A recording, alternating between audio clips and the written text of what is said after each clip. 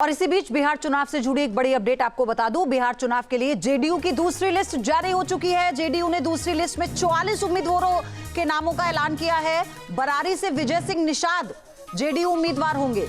JDU की दूसरी list में 4 मुस्लिम उम्मीदवार शामिल किए गए। पहली लिस्ट में कोई भी मुस्लिम उम्मीदवार नहीं था और इसको लेकर ये संशय था कि किस तरह आगे का जो सीट वितरण है वो कैसा होगा। लेकिन दूसरी जो लिस्ट आई है उसमें 4 मुस्लिम उम्मीदवारों को भी शामिल किया गया है। तो ये बड़ी खबर इस वक्त आपको हम बता दें, दूसरी लिस्ट जेडीयू की तरफ से जारी कर दी गई है। जिस बात को लेकर चिराग पासवान की नाराजगी भी थी कि कुछ ऐसी सीटें जो चिराग को दे दी गई, जेडीयू ने कहा जिस पर जेडीयू का दबदबा रहा है। लेकिन उसके बाद फिर जब नित्यानंद राय की मुलाकात होती है, उसके बाद जब सम्राट चौधरी की मुलाकात होती है, फिर कहीं जाकर ये जो बीच का रास्ता है निकाल लिया जाता है। उत्कर्ष जुड़ चुके हैं मेरे सहयोगी हमारे साथ। उत्कर्ष, जरा बताइए इस दूसरी लिस्ट के बारे में।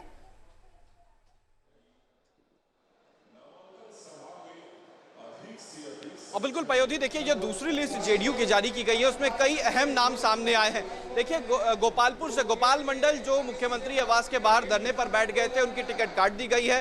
गोपालपुर से भूलो मंडल को टिकट दिया गया है। ये वही भूलो मंडल है जो आरजेडी से उम्मीदवार रहते थे और इस बार जेडीयू से उम्मीदवार हैं। दूसरी तरफ चकाई की सीट जो चिराग पासवान मांग कर रहे थे, यहाँ से बिहार सरकार के मंत्री हैं सुमित सिंह, जेडीयू कोटा से मंत्री हैं, उन्हें वापस टिकट दिया गया है, चिराग पासवान को नहीं दिया गया।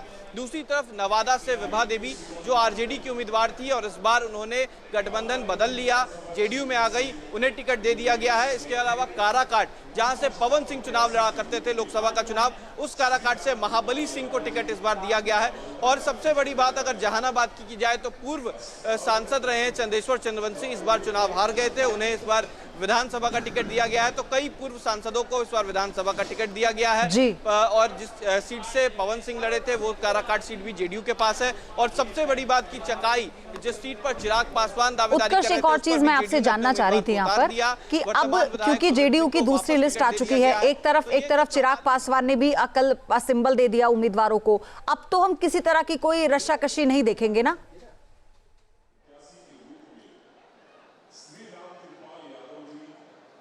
बिल्कुल, देखिए रस्साकसी तो बिल्कुल नहीं है, लेकिन 14 सीटों पर ही अब तक उम्मीदवारों का ऐलान किया चिराग पासवान ने। बाकी सीटें अभी बाकी हैं। जेडीयू ने सभी सीटों पर उम्मीदवार उतार दिए, बीजेपी ने उम्मीदवार उतार दिए, मांझी ने उम्मीदवार उतार दिए, साथ ही साथ उपेंद्र कुशवाहा ने एक सीट छोड़कर सभी पर उम्मीदवार उतार दिया। लेकिन अब तक चिराग पासवान ने पूरे पत्ते नहीं खोले हैं।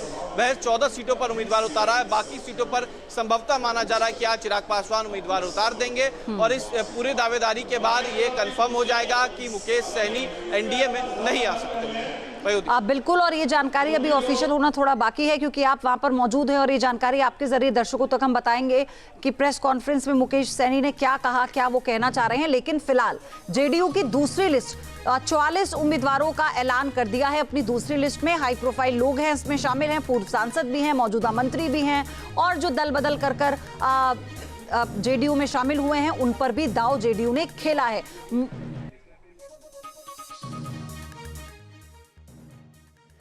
तो बीजेपी के साथ साथ जेडीयू ने भी अपने उम्मीदवारों का ऐलान कर दिया है। ये बड़ी खबर इस वक्त आपको हम बता रहे हैं। उत्कर्ष लगातार हमारे साथ बने हुए हैं। उत्कर्ष, सबसे बड़ी बात भी यह है कि किस तरह से आप देख रहे हैं दोनों लिस्ट को। जेडीयू की मैं बात करूं, ये दूसरी लिस्ट आई है, इसमें मुस्लिम उम्मीदवार हैं, पहली लिस्ट में मुस्लिम उम्मीदवार नहीं थे, कैसे संतुलन बिठाया है?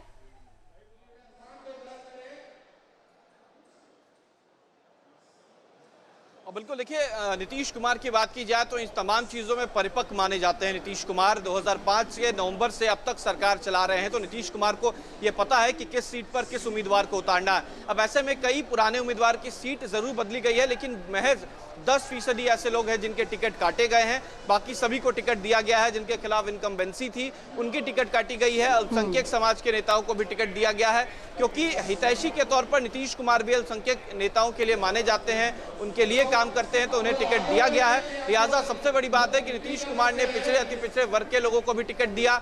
ऐसे लोग जिनके प्रभावशाली लोग हैं, जिन्हें आमतौर पर बाहुबली भी कहा जाता है, उन्हें भी टिकट दिया गया।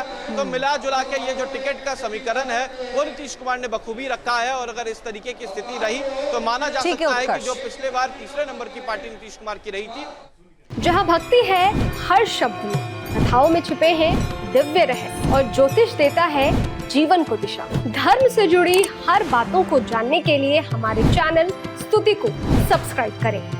चैनल पर जाने के लिए इस लिंक पर क्लिक करें।